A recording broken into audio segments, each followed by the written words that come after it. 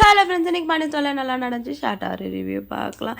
எல்லாருமே வந்து குடும்பத்தோட பொங்கல் வைக்கிறதுக்காக சந்தோஷமாக குலதெய்வம் கோயிலுக்கு போயிருக்காங்க.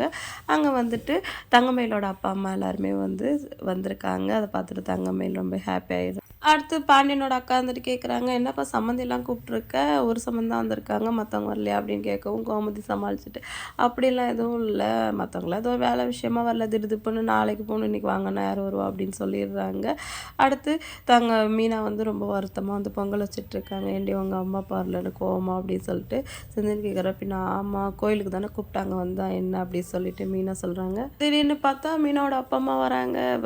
செந்தில் ஷாக் ஆகிடுறாரு, பாரு உங்கள் அப்பா அம்மா வராங்க அப்படின்னு. மீனா அப்படியே ஓடுறா, என்ன இன்னும் போட்டியே நடக்கல, அதுக்குள்ளே ஓட்டப்பந்தயத்தில் வர மாதிரி ஓடுறான்னு கவுந்து சொல்ல, அவங்க அப்பா அம்மா வந்திருக்காங்க அப்படின்னு சொல்கிறாங்க. எல்லோரும் வந்து வாங்க வாங்க கூப்பிட்றாங்க. ஆனாலும் மீனா அப்பா வந்து முறைச்சிட்டு தான் இருக்காரு.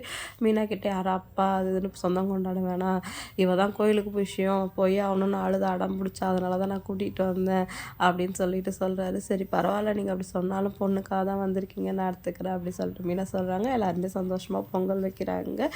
அடுத்து தங்கமயில் வந்து அவங்க அம்மாட்ட கேட்குறாங்க, ஏன் வர இவ்வளோ லேட் ஆகிடுச்சு சொல்லிட்டு, ஏண்டி இப்போ தான் வந்து பொங்கல் சீட்டு வைக்கிறதுக்கு 30,000 கடன் வாங்கினேன், நினச்சா இவங்க ஒரு விசேஷம் வச்சுட்டாங்க, மறுநாளே வந்து குலதெய்வம் கோயிலில் வந்து பொங்கல் வைக்கணும் அப்படின்னா நான் என்ன பண்ணுறது, தெரியாதவங்க கிட்டலாம் அடிச்சு பிடிச்சி ஒரு 8,000 கடன் வாங்கிட்டு வந்தேன் அப்படின்னு சொல்கிறாங்க. என்னடி மீனாவோட அப்பா அம்மா வந்திருக்காங்க, இவ்வளோ போசி கட்டுறாங்க அப்படின்னு சொல்ல, ஏம்மா அவங்க நம்மளை மாதிரி கிடையாது, அவங்க உண்மையிலே பணக்காரவங்க, போட்டிருக்கிறதெல்லாம் உண்மையிலே தங்க நகை அப்படின்னு சொல்லவும், அதனால என்ன நான் போட்டது நல்லா தான் இருக்குது அப்படின்னு சொல்கிறாங்க. அடுத்த கதிர் வந்து ராஜிக்கிட்ட ஹெல்ப் வேணுமா கேட்குறாரு. அவங்களும் வெள்ளத்தை மட்டும் உடச்சி கொடு அப்படின்னு சொல்கிறாங்க. சரி உடச்சி கொடுத்துட்டு, ஏன் உங்கள் வீட்டிலேருந்து யார் வரல, உனக்கு வருத்தமாக இருக்கான்னு கேட்கவும், ஆமாம் அப்படின்னு சொல்கிறாங்க. இப்படி சொல்லியிருந்தா அவங்க அம்மாவையும் பாட்டியும் கடத்திட்டு வந்துருப்பல்ல அப்படின்னு சொல்லிட்டு கதிர் சொல்கிறாரு. நீ செஞ்சுட்டு கிஞ்சிட போகிற அப்படின்னு சொல்லிட்டு ராஜ் வந்து கதிர்கிட்ட கிண்டல் பண்ணுறாங்க. எல்லாருமே பொங்கல் வச்சு சந்தோஷமாக சாப்பிட்டுட்டு இருக்காங்க.